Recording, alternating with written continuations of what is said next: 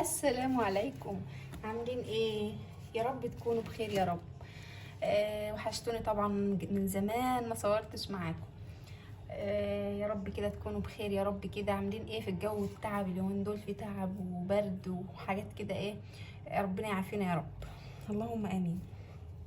النهارده ان شاء الله هنصور مع بعض كده تسويقة الاسبوع. طبعا بنستفاد من الاسعار وكده، يعني ايه طبعا تستفادي يعني تكوني نازله تشتري تعرفي الاسعار ايه وكده. ده الغرض بس من يعني ايه من يعني من ان انا بنزل التسويقه وكده.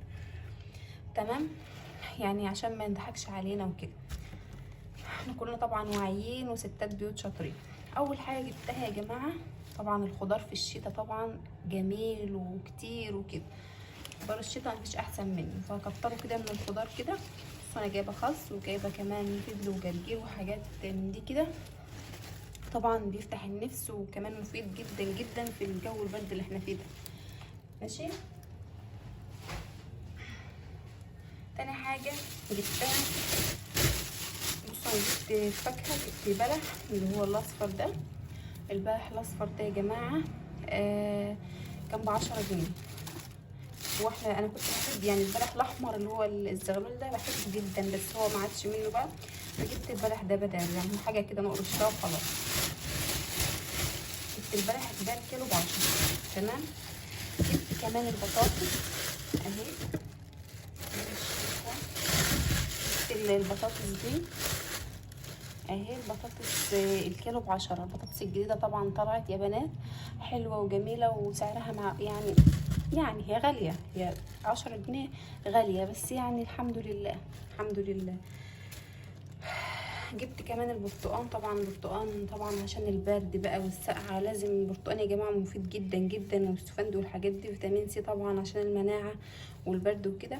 فجبت البرتقان ب5 جنيه. تمام. جبت السفند ده، والسفند البلدي طلع وكل حاجه، بس هو لسه حادق، انا دقته لقيته حادق يعني. فجبت ده مسكر عنه. ده الكيلو ب5 برضو. اسمه صيني تقريبا او مش عارفه اسمه ايه، بس هو طعمه حلو يعني. جبت كمان الجوافه. الجوافه دي والله كانت احسن جوافه في السوق. آه، مش عارفه هي عامله كده ليه، بس والله احسن جوافه في السوق دي. كان الكيلو ب10 جنيه برضه. يعني الاسعار الله المستعان.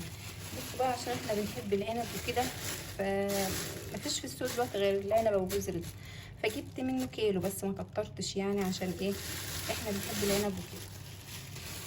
تمام. جبت بقى يا بنات كمان الاتنين الكرنبتين دول كده. جبتهم الراجل والله ما كانش معاه كبير، ده هما حجمهم صغير. جبتهم الاتنين ب5. هنعملهم في يوم ان شاء الله. الراجل ما كانش معاه يعني كبير وكده، حلوين يعني معقولين. تمام. جبت ايه تاني؟ جبت الشطه الحاميه دي الحراقه دي، جبتها كده كيلو الا ربع ب5. جبتها دي بقى للمحشي للسمك، دي حراقه يعني لو بتحب الحراقه. انا ما جبتش فلفل وما جبتش برنجان ولا خيار لان انا عندي. تمام. جبت الموز يا بنات ده. جبت الكيلو ب12 جنيه. تمام. كيلو الموز ب12 جنيه. جبت طبعا اهم حاجه المجنونه طبعا، اللي هي الطماطم او القوطه. جبتها ب5 جنيه. هي مش كبيره قوي بس حلوه جامده وحلوه.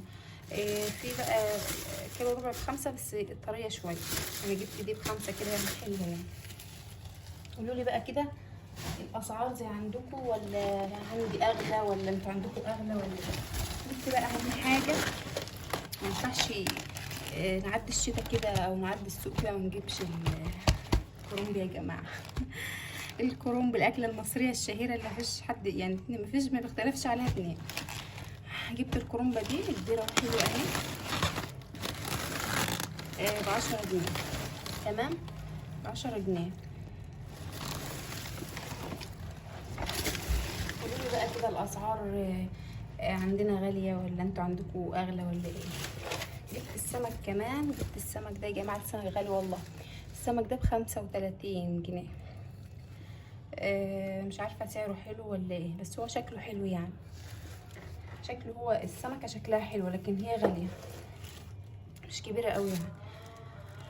يا رب بقى تكون تسويقتنا النهارده. انا طبعا زي ما قلت لكم ما جبتش خيار ولا فلفل ولا بتنجان لان انا عندي يعني، فمش هجيب يعني حاجه على حاجه. طبعا احنا في ايام صعبه ونمشي حالنا كده، ربنا يصلح حالنا جميعا يا رب ويرزقنا اللهم امين.